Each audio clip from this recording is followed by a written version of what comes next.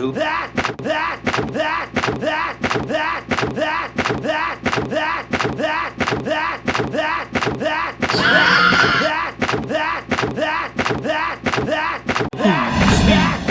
biggest sneeze that had never been sneezed in the 100 acre woods. Look at